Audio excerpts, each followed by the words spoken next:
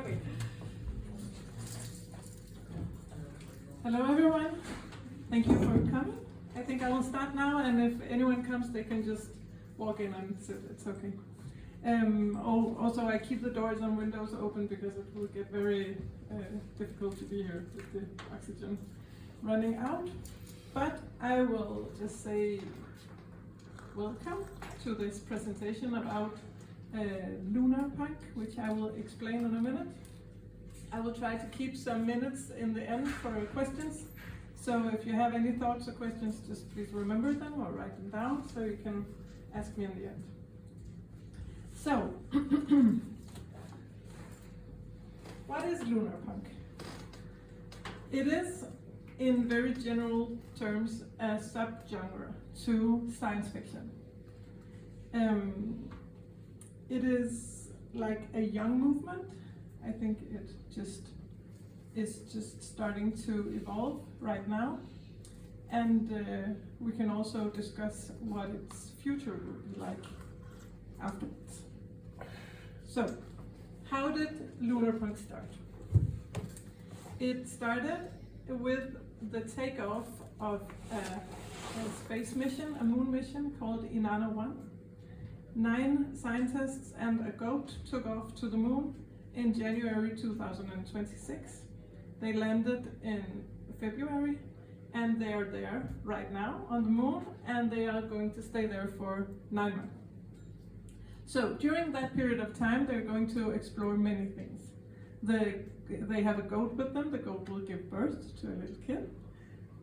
They will figure out how to build a moon base, and they will also have difficulty building the moon base completely because they run out of this matrix that they need to turn the moon dust into building material. So then they will invent a new kind of machine and start spinning a thread out of the moon dust and start weaving with that. And they're going to find a moon language, Moonish, and a poem written in that language by maybe the moon herself. So they're going to explore many things during those 9 months. But the most amazing thing they will find during that period of time is planet Earth, of course. So they will look up in the night sky, and what they see is planet Earth shining, and they will figure out that this is the most amazing thing they came to see and brought back home. So how do I know all of this? I know because I read about it in this book called Støv og Spin. It's also here. And also another book called Nilla. And it explains the whole expedition from the beginning to the end, all the logs that the scientists are writing, and through that what they figure out. And I didn't just read it, I also wrote it. So it was while writing this book in 2024-25 that I found out that the most amazing thing you can ever imagine and find on the moon is planet Earth. So I know this is a cliche. I know it's maybe the biggest cliche of all, but it's also simply how it is. So I went there, I imagined it, and then I wrote about it. So just a little quick overview on who I am. I am a writer of poetry, Danish poetry and Danish fiction. I have published these books. I'll just go quickly over them. I also published these 2 this year. This one, the last one, is written in the genre of Lunar Punk. So I will get back on that. Besides being a writer, I'm also a publisher. And I run a small press Danish publishing house called Uro, which I have been running for the last 10 years or so. And it is publishing graphic novels and feminist work, eco-feminist work, eco-critical bodies of works. That's my interest in what I do. So Uro in Danish means like uncalm or unrest. but it also means a mobile, like the one you hang on top of children's beds so they fall asleep. So this is a place to create some kind of disruption and disturbance in order to have everything come together in a new way, in a better way. So that's kind of the point with it, and I will also get back to why I'm talking about the publishing house in relation to Lunar Punk later. So, I wrote these two novels, Nødder and Storspin, and these both contain these utopian speculative stories about how Moon is actually not just like a big stone, but a living being, the pre-mother of everything.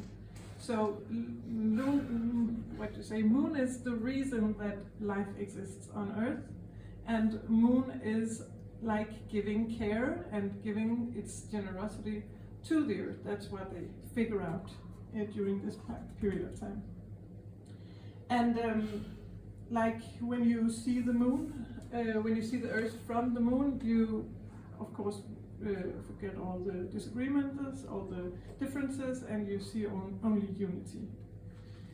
So, this is a picture taken of the Earth, Earthsat, from the spacecraft Artemis 2 that took over and had this flyby during April this year. So they didn't land on the Moon like the Inanna 1 mission that I explained about, but they just flew over and took a lot of beautiful pictures. And during this, I have this other picture, very beautiful. One of the astronauts on that Artemis 2, he explained what he saw and how he felt about it. And what he said was, the biggest experience going to the Moon was realizing how unique the Earth is, how much of a unity. So when I heard that, I thought, well, yes, of course, that's how it feels like. But I also thought, well, duh, of course, you know, did you really need to go all the way up there and spend all those money going on this mission just to figure out something that I could have imagined sitting in my living room and writing my book? So this is also like an aspect of it. It's like it's much cheaper to imagine things than it is to actually space travel.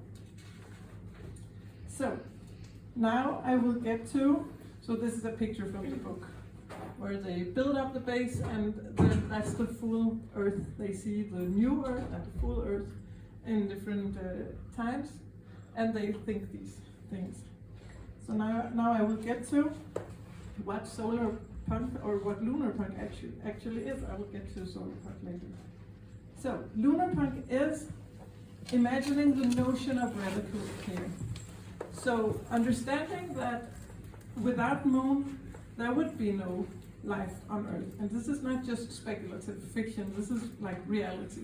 Without Moon forcing the tides of the ocean, there would not be the disruption of the oceans, creating the thing that like ignited life in the first place.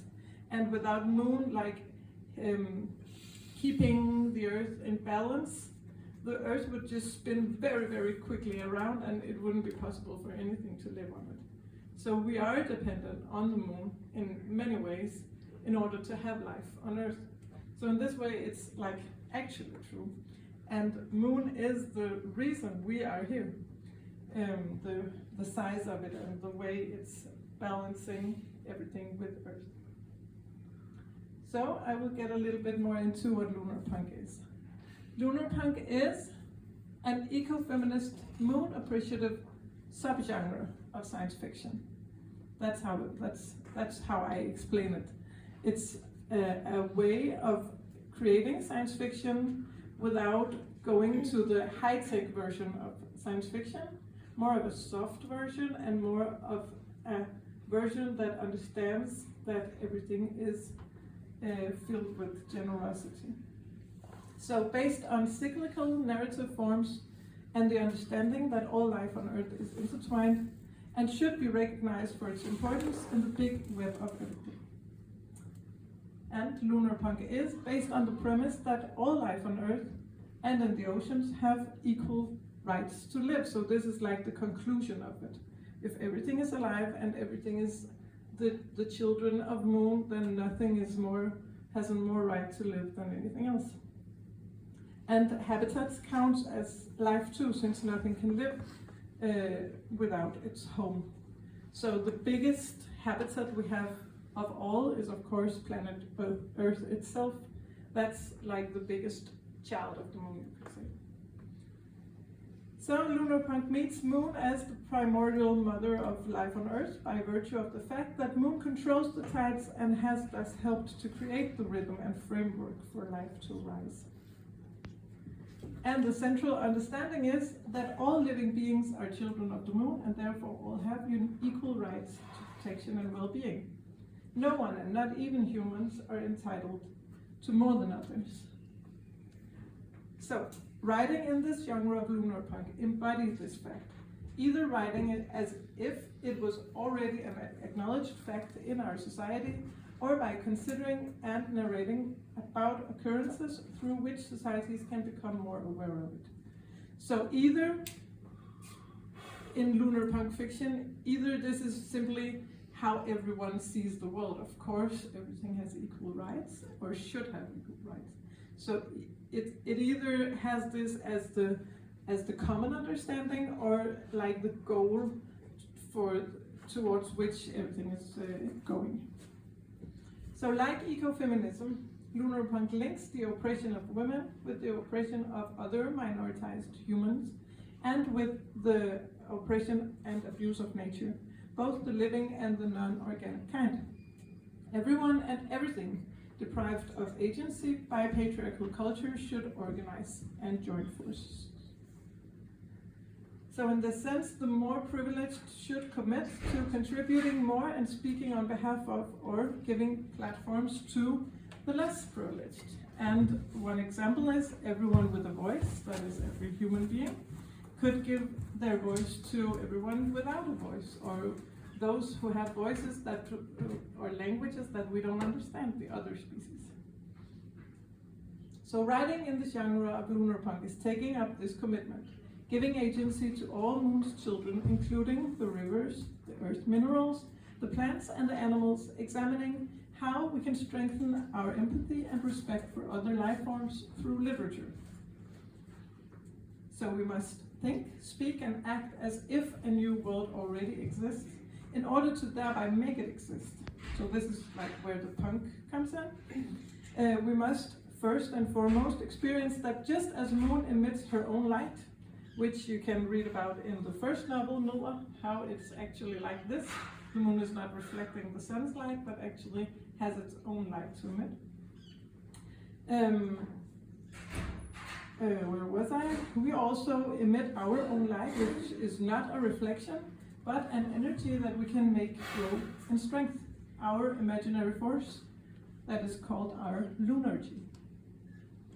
So this last one, Lunar Punk, can be considered a safer space, a world of words and books where we can explore the opportunities, consequences and gifts of another perception and another way of coexisting with Mother Moon and all of her children. So it's not dangerous like space travel would be. It's not expensive like space travel. It's very considerate, and everyone can be in on it. It's very democratic in this way. Everyone can use their imagination if they just learn to build up that muscle. So another way to describe Lunar Punk is to describe what it's not. And I have put it up against Solar Punk, which I will consider its opposite in senses. So you can say, I will just stand here, where Solar Punk has an outer focus, an outwards focus on the actual world, Lunar Punk has this inner focus. So an example could be, Solar Punk is about going out to your garden or your farm and nurturing the soil and the land.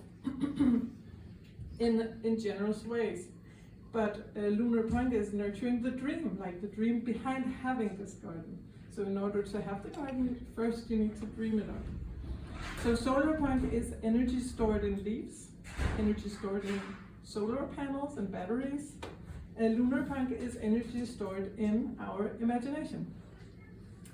Solar punk is radical action, the thing you actually go out and do, where lunar punk is radical thinking, the thing that needs to go before action. Solar punk is attention on details of life's circuits, all the different parts of cycles of life, having them come together, like in permaculture, for instance, making them work in more intelligent ways, and also just acknowledging how they actually work. Where lunar punk is attention on Earth as a whole, like looking at it from a distance, understanding the complete unity of it. Where solar punk is concrete planning, lunar punk is abstract dreaming. Where solar punk is acting locally, which is very important, lunar punk is thinking globally. Where solar punk is community-based, I would say that lunar punk is unity-based. So it's not because you can't dream of things in small communities, it's just that the actual thinking comes from the inside of the individual. So it's a thing you usually do maybe at night when the moon is up, when you're alone with yourself, when you think up the things that you go out the next day and talk with others about, and like share dreams and have them come together. So in this sense, it's unity-based. And solar punk takes a whole lot of courage to actually implement in a capitalist world, and so does lunar punk. It takes a lot of courage too. So you can say these two are like sister genres or sister ways of acting. They depend on each other, they rely on each other, and they are not much without each other. So it's not about saying that one is better than the other, they're just different but work together. So in some sense you can say it takes lunar punk to create solar punk.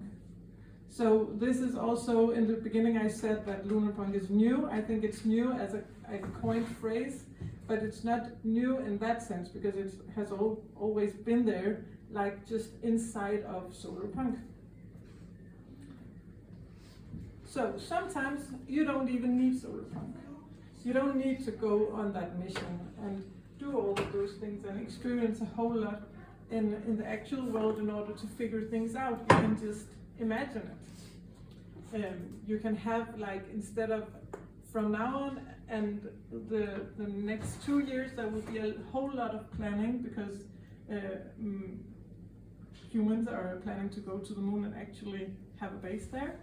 And they are going to spend a whole lot of money trying to investigate how is it with gravity, how does the body react, how does the psychic ways of reaction to this. And some of this could maybe be swapped and like replaced by having a whole lot of writers and other artists sit down and try to imagine from this lunar perspective, what would it be like? What do we think? And we would, I think, come to the same conclusions. So sometimes you don't even need solar punk, and sometimes you actually do. In some senses, you have to actually go to the moon, take those pictures, send them back to Earthlings in order to have people like activate this lust for adventure, and also a whole lot of data that you can't just make up in your mind. So some of it is very, very important, but this is just to say that lunar punk is equally important. So I just took this to also say it from this, watch it from this point of view, that they can be like yin and yang. So they can be like feminine and masculine energies. The introvert lunar punk, where you sit with yourself and you have this safer space and you create in a soft environment, and then the solar punk, where you actually go out, build a spacecraft, dare to go to the moon or other places, or you write that book that you thought up in the middle of the night and you publish it. So these are like publishing and going to the moon, these are solar punk.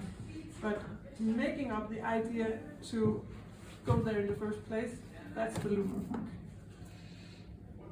And this is also where the punk comes in, because it's not possible to sit in this long period of time and imagine and really grasp life and the magic of life without feeling an urge to do something about it.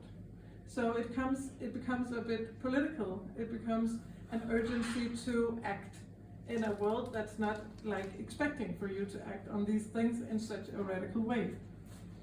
So this is not a fantasy in the meaning of just being detached from reality and just simply dreaming. This is a dream that you have to act upon. I would call it a proactive utopian practice. And a genre and a worldview where thinking and writing are based on the natural assumption that all life is equally important and of equal value. So we just need to, I think, with Lunar Punk, insist that injustices should be removed. We need to insist that life should not be like this, where we have this hierarchy of man being on top and everything else being below this. Even though people say this is stupid or this is too far from reality, this is like insisting on a naive, maybe, understanding that all life should be cared equally much about. So you could say it's persistent, it's unapologetic, it's naive, and it's about care. It's all about care. So, let's just look at my notes. So that's why in Stor Spin, I will just give like the total plot away right now. What happens is that they figure out that the Earth is alive, like it's actually alive, and they can prove it, that our definition of life has been wrong. So life is not something that is necessarily organic in the way that we define it right now. Life is what inhabits life, because a body is always like living, like our body is a container of all sorts of other life, so is the Earth a body of other life forms. So when they figure this one out, they have an immediate press conference where they gather all the leaders of the world and they like have them make up laws for protecting the Earth and stop looking at Earth as a big bunch of resources. So everything on Earth gets protection during this. It goes very, very, very quickly, very fast. They just have all this come together because of course, world leaders, they understand that if something is alive, it needs protection. So you can't just go and mine like minerals, and you can't take up the oil from underneath the earth, and you can't look at forests and trees as if it was timber. You can't use words like production when you are talking about animals. All these have to come to an end because everything alive must be respected. So, and this is also, that's the punk. And the punk is also inside the publishing practice, because you can't publish books and not feel a bit guilty, because books are published on the body of the trees, who are living beings. So one of the things that I do is I try to give back in the sense of buying land and freeing it. So every time someone buys a book, they also buy a square meter of land. And this is not theirs to own, like it's not mine to own, it's just free because land is owning itself. But you get the address of it, so you can be a visitor. So you are invited to be a guest on this piece of land, and everything is like written inside of the book. So this is like the punk side and the solar side of it, but it derives from a place of lunar imagination. And this is the name of one of the places, Lille Vildrose, which is up in the north of Jutland. So I think I'm almost coming to an end. Just one last notice that Lunar Punk is for everybody.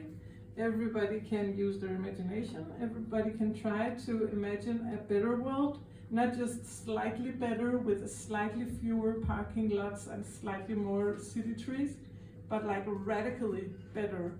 We have the power and the force to actually insist on dreaming big.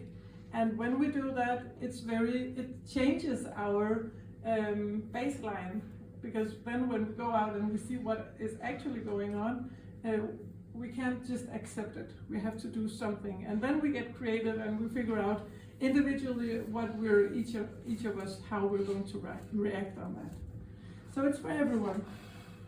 And if you want to read more about Lunar Punk, you can visit this homepage, where you can also read the manifest of Lunar Punk explaining all of this, but just a bit more in bullet form. And you can also read some extracts from different parts of my work in English. So on this note, I will just say thank you.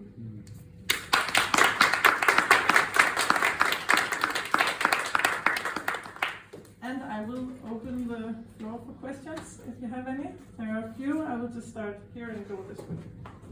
Yeah. You mentioned that a sort of principle of Lunar Punk for you is that more privileged voices actually need to take up more space so that they can speak on behalf of less privileged voices. That's very different from my own activist principles. Will you talk a little about how you envision that playing out? Will you repeat the last part of it? Will you talk a little bit about how you envision that playing out? Yeah, I will. So for myself, I try to not make myself smaller, even though I could say, well, human beings have had enough time, talking time, so I will just sit in the corner and have others do stuff. But I try to take up more space in order to, in this way, give the space, give it forward to others. So, like, just to give an example, I try to write from other species' point of views. Even though I don't know what it's like to be like a beech tree or a squirrel or a horse, I try to do it, and I try to put myself in their position and try to envision what are their needs and goals and dreams and fears, and try to give voice to this. Sorry, I don't want to take up too much space, but I guess I'm also wondering if you also envision this playing out among humans. So like at this kind of conference, for instance, should more privileged voices be taking up more space? Yeah, no, that sounds a bit wrong also to me. I think what I mean is if you have the privilege of a voice and a platform, you should use it to give it to the lesser privileged. So like the goal is not to take up more space as a privileged person, not at all. It's to pass it on and to understand the power of like the buying land and setting it free. So this could also be looked upon as a very difficult thing or a wrong thing to buy up land and be a landowner. But when the intention is to set it free, it's a way of using your power to do good. But the goal would never be to like have more space or a platform for the privilege, not at all. Thank you. Yeah. I'm a little bit curious about the distinction you make between Lunar Punk and Solar Punk. Yeah. Because you say Lunar Punk is the idea, right? Yeah. And then the moment it becomes published, it becomes an act of Solar Punk. So a little bit curious, how do you envision Lunar Punk as a literary movement or a literary craft? Because the moment you publish it, it's already Solar Punk. So isn't the literary movement then Solar Punk, or how do you envision that? Yeah, and I thank you for that question, and I have been thinking about that. It is very fluid, and sometimes I think myself that the one very quickly turns into the other, like lunar goes to solar very quickly. And I think the difficult and fluid thing about it is that the lunar part is very ungraspable. You can't touch it, or you can't like, for me this is how it is. The moment it turns into a word on a piece of paper, the solar part like comes in, but you needed to envision it, and you needed to write down those words in order to think of the next ones. So the lunar energy is always like in action, working together with the solar. But I think that is how I see it, that every time it turns into action, it becomes solar. Okay, so how do you write Lunar Punk? Because in your words you can't do that. Is that correct? Yeah, I can see that. I'm not sure yet. I think I will maybe figure that one out, but I think for me, when something is insisting, when a narrative or an imagination is insisting to tell the story about generosity and everything's equality, that's where the lunar punk is a genre, because I can see I'm also like explaining it in different ways. So in one hand it's a genre, in another hand it's like a force or a practice, a way to like come to other things. But how does the generosity differ from eco-feminism? How is it different then? I think it's about, it's very similar to ecofeminism, but like solar punk can be a very like inspiring thing, because we have coined the phrase, we can understand like it has its own aesthetics, it has some kind of contribution just by being a concept. In this way, I thought that presenting this concept of lunar punk is also a platform for new inspiration and just a new way of thinking of this, which is very equal to ecofeminism, but also a lot of people have difficulty understanding exactly what ecofeminism is. So this is also another way of approaching it and understanding it in relation to solar punk. But as you can hear, I'm not like totally done thinking it, and it's not. It's also not mine to think till the end. This is like a proposal, and lunar punk can be a lot of other things than what I just said. Yeah. Are there any previous authors and artists and the works you would mention like as having as being like forerunners to lunar punk? Because like in the solar punk movement, people point to a lot of Le Guin's novels and some of Hayao Miyazaki's films, like Nausicaa of the Valley of the Winds, is like early examples or forerunners to their own movement. Yeah, I think to me, Ursula Le Guin is also a lunar punk. It's also solar punk. It's not like that, but for instance, the Carrier Bag Fiction of Theory, which is a very short essay that Ursula Le Guin has written. This is very much solar punk.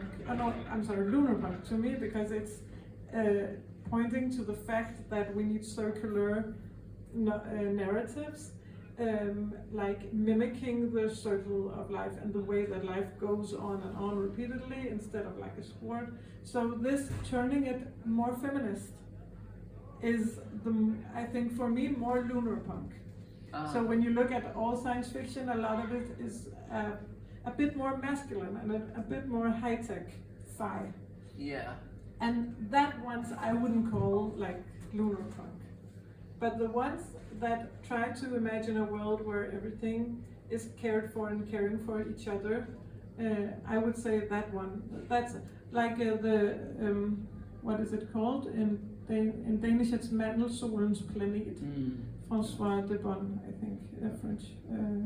Or yeah, that kind of stories telling the story of a whole planet, which is one big organism and maybe a female organism.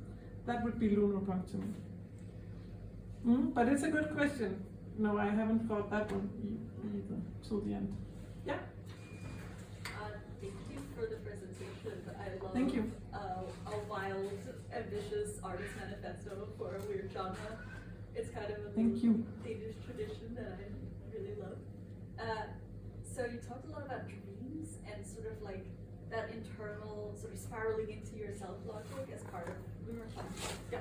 And I really love getting ideas from dreams and like kind of going about stories from a little bit more of a weird emotional perspective.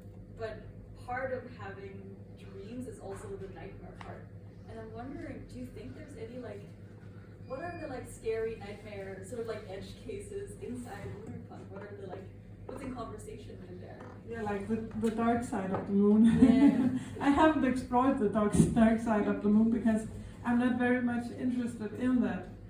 Because I think there's a lot of dystopian stuff out there. So I think it's like it's filled with material, but maybe that is the dark side of the moon. All the fear of how this is going to end if we don't stop and shift our way of misusing the world.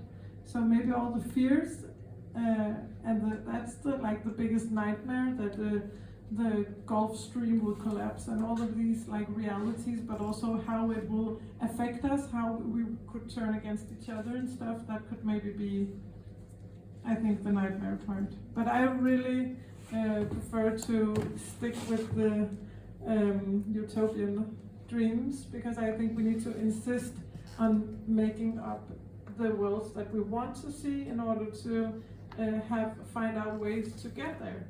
Like have these conversations of, okay, so we want this very, very radical, different world. How do we get there? Yeah, thank you. I think you might be the only publisher I've ever come across who actively encourage people to take out your books from the library. And it seems to me that's a very Lunar Punk idea. But I actually wanted to ask a different question. There's a character in your book, a poet, and she's a real person. Yeah. How did that come about, that you put her as a character in your book? Yeah. What does she feel about it? It's a good question. She's called Julia Fiodorczuk, and she's a Polish eco-poet, and she's actually a Polish eco-poet.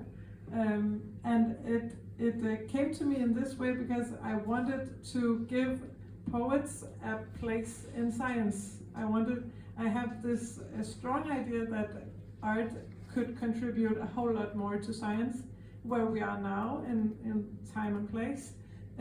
Because obviously science can't do it on its own. It's not possible for science. Like, they know all the facts, but they can't mediate it in a way that people start thinking differently. And maybe sometimes they have difficulty asking the right questions because they're so schooled in one direction. So at one point they don't know what to do, these scientists, and then they, by coincidence, they read this poem by this Polish person, and then they figure out how to move forward with this. And I just thought it was a lot of the characters inside both of the books are actual humans, actual scientists, astrophysics, biologists, marine biologists. And I thought it's like fantastic for me to take the world as it is right now, as we know it, and just twist it a little bit. That's how it becomes real to me. So it's not like in hundreds of years, it's just this year or next year. And it's not very far from this world. It's just what would happen if we, in this situation, just make these small twists and different arrangements. How could we go different places? So I think it's not like unrealistic that some scientists, they read a poem and they act upon it. And it was very interesting for me because the main character of both books, she's called Sarah Stewart, and she is an astrophysics, and I saw a TED talk with her that you can see. Also, it's very, very fascinating. And when she received some medal because of her works, she actually wrote a poem to thank for this. So it's not far from each other, and thousands of years ago, someone who was a poet was also a philosophical and also a mathematician. So these were very intertwined, and now they're so separated, and I think we could very much benefit from scientists also indulging in art or cooperating with artists like this. Yeah, thank you. Yeah. It's not a question, it's more about obligation. Yeah.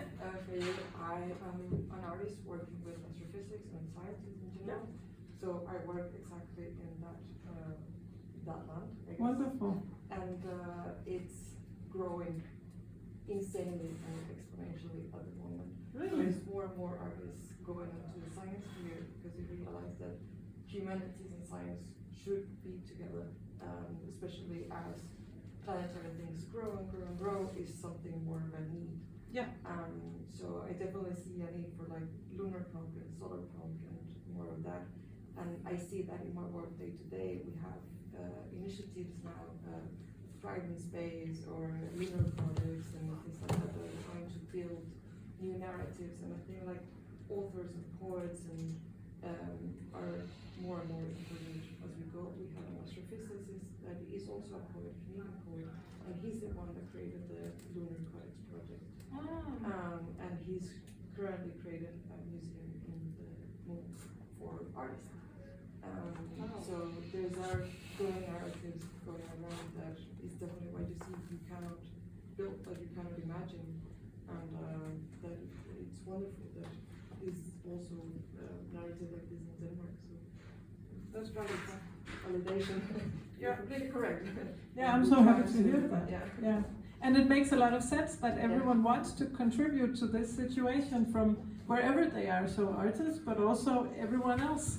And also that's why I didn't just bring artists, but also a sociologist. And there's a witch, she's one of the scientists going to the moon. So I thought we need to like join forces really in the broader sense and have all the arts, but also all the others do what they do best and then collaborate. So I'm so happy to hear that. And I think I don't know all of it because you don't know everything.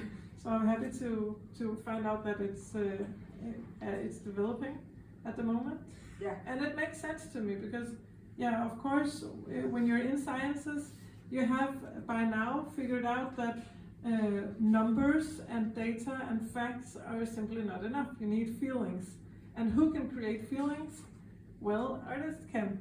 And I think we have so much, also in relation to the nightmares talk, we have so much dystopian stuff. So many serials and other things like explaining how everything can go wrong. And I think they're numbing us. They're like creating a normality inside of our brains where we think, okay, so this is what I can expect in some years. I can just like sit back and get used to this being the future. So I think this is the most radical political act to insist on the positive versions. And now with the election in Denmark, I think we can really see that it's actually possible to create radical change. But we have been for so long like seeing everything go worse and worse, so we don't believe in it. And I think we just have to insist on believing in it and writing and imagining from that place, because when you have written or you have read a whole novel where this is reality, then you look up and you think, how is it not like this? How are we not there yet? Yeah. So thank you so much. And maybe one last question and then we're finished. Sorry, I don't mean to take up too much of your time, but so I forgot to also say thank you for the presentation. It's really awesome to hear from someone actually producing content within the like art within the field of feminist science fiction. And I was really delighted to hear you mention Ursula K. Le Guin, who's also a big inspiration for me, and like as an anarcho-feminist in general. I was thinking of this quote, and I'm going to abbreviate a little while quoting it, because I imagine that you know it, and also we don't have too much time, but this is a quote by Ursula K. Le Guin that I'm curious to hear what you think about. She said, "But I didn't and still don't like making a cult of women's knowledge, treating ourselves and knowing things men don't know, women's deep irrational wisdom, women's instinctive knowledge of nature, and so on. All that all too often merely reinforces the masculinist idea of women as primitive and inferior, women's knowledge as elementary, primitive, always down below at the dark roots, while men get to cultivate and own the flowers and crop that come up into the light. Why should women feel blindly while men get to think?" Yeah, and I can totally understand where you're going with this. I think my answer would be that's why we need to, as women, also do the solar punk thing. Because it's not enough to sit in a corner and just imagine and be soft. We need to have it go out there. I think what's interesting is that like this also isn't cinematic. This is a quote by her that I find really interesting because of the way that she works with gender and with because like from what I read like she's not actually invalidating, she's not arguing for less of the sort of lunar perspective, but she's sort of questioning why that is for women. Yeah. Yeah. And like It's Yeah. totally fascinating. Yeah. But we are run out of time. Okay. But So, you can always talk. Yeah. I think I will just say thank you for this, and on that note, thank you to everyone for listening, and have a nice